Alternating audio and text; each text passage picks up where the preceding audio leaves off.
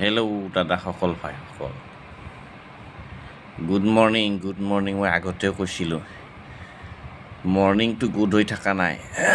কাৰণ ৰাতিপুৱাটো কাউৰী, কপৌ, কুলি, তিয়ঁহ, মইনা এইবিলাকেহে আনিছে।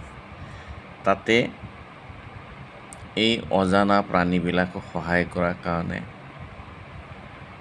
দিনমণি, দিবাকৰ, ৰবিচন্দ্ৰ অৰ্থাৎ সূৰ্য কাকাই সেইফালে সঁহাৰি দিছে। গতিকে কা কা কা কৰি সূৰ্য কাকাক সম্ভাষণ জনাইছে। আৰু সেইকাৰণে মই গুড মৰ্ণিঙৰ পৰিৱৰ্তে আচল বাস্তৱ সত্য কথাটো কৈছোঁ। কাউৰীয়ে যিহেতু ৰাতিপুৱা সম্ভাষণ জনাইছে, সেইকাৰণে গুড মৰ্ণিং নহয়, কাউৰী মৰ্ণিং, কা কা কা কাউৰী মৰ্ণিং, হয়নে নহয়?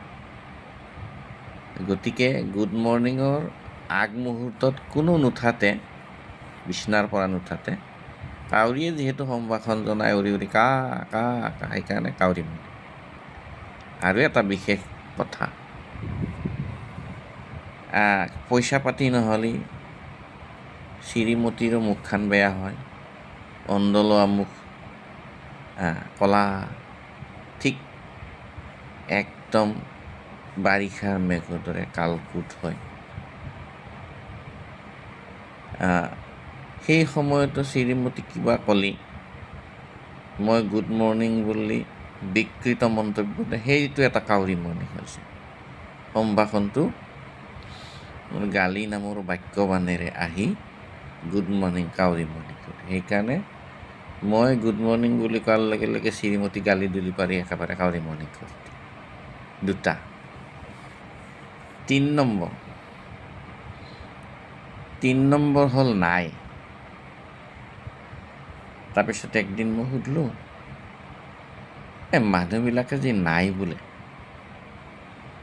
চাউল নাই, কাপোৰ নাই, চলিক দিয়াৰ কাৰণে স্কুলৰ ফিজ নাই, এই ত্ৰিমূৰ্তি নাই, 3টা নাই, অৰ্থাৎ আৰু এই ত্ৰিমূৰ্তিৰ লগত আৰু 4টা লগ লাগি কি হয়, অলিম্পিকৰ 7টা শূন্য, তাৰমানে একো নাই, শূন্য শূন্য শূন্য।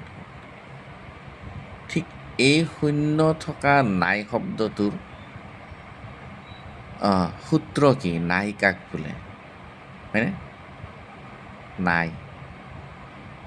বাস্তৱত নাই শব্দটোৰ সূত্ৰ দিয়াটো একদম টান।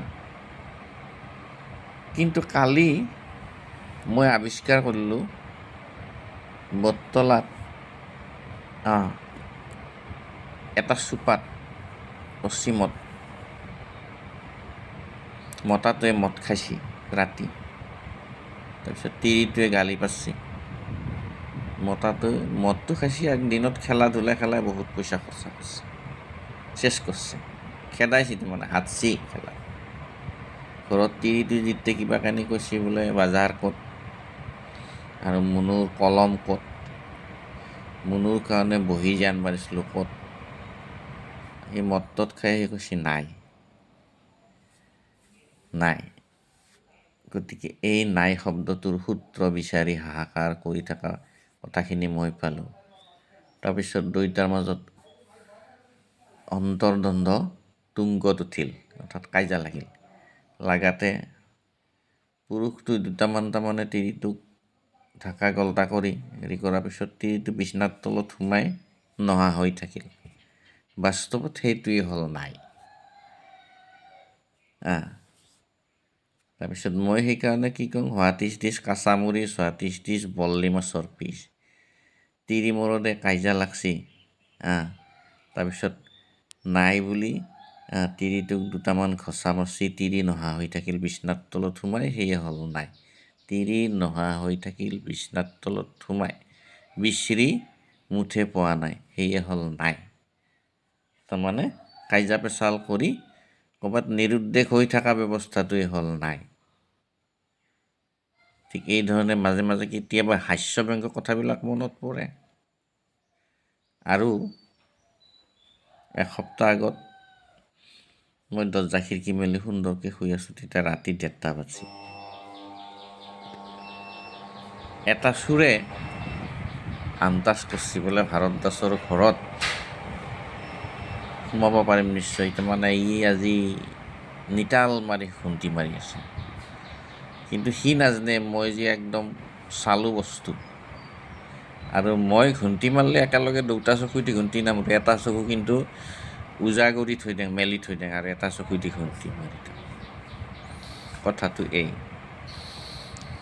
গতিকে সি কাইদাকে মোৰ তাৰমানে যিটো নতুন কৰ্ডলেছ স্পীকাৰ সেইটো তাৰমানে নিয়াৰ ধান্দাত সোমাইছে। সি যিফালে সোমাইছে সেইফালৰ চকুটো মই মেলি থৈছোঁ, এটা চকু কিন্তু মোৰ ঘুমটি মাৰি আছে।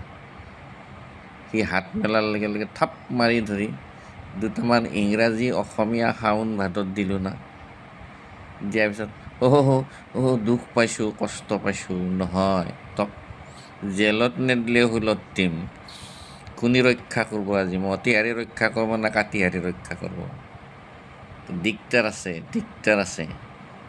সেই বুলি ৰাস্তাত দোকানত সুন্দৰকৈ থিয়া কৰাই তাৰমানে যীশু ক্ৰছবিদ্ধ চিহ্নৰ নিচিনা এটা আকৃতি কৰি থৈ দিলোঁ। ৰাইজে চাই সোধে এইটো আজি কি মূৰ্তি ধৰছি? বোলে মদত খাই পেলাই এনেকৈ আজি তাৰমানে সি এটা এক্টিং কৰিছে। ইনৰে এৰপে যাবা আৰু গেলি এটা আধা ঘণ্টা পিছতে তাক থানাত জেল নামৰ শান্তি ভৱনত তাক সোমাই থোৱা হ'ল। তাৰপিছত আৰু উপায় নাই, তিৰিটো কান্দি কাটি হুলস্থুল।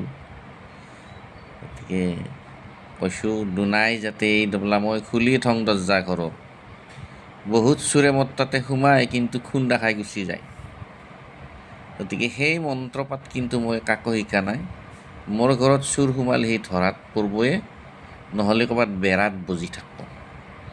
শেষত গুড মৰ্ণিং নিদি সকলোকে কাউৰী মৰ্ণিং, আৰু আই লাভ ইউ নিদি সকলোকে আই লকচান, আই লাভ ইউ নহয় আই লকচান, ধন্যবাদ নিদি ধইনাৰ পাত। এই ধৰণে ভাৰত দাসে বিষ্ণাপুৰত পৰি সকলোলৈকে সম্ভাষণ, অভিনন্দন আৰু উচ্চ আসন যাচি আজিৰ কাৰণে গুড বাই নহ'লেও বাই নহ'লেও বিশেষ দায় অৰ্থাৎ বিদায় মাগিছোঁ। মতিহাৰী।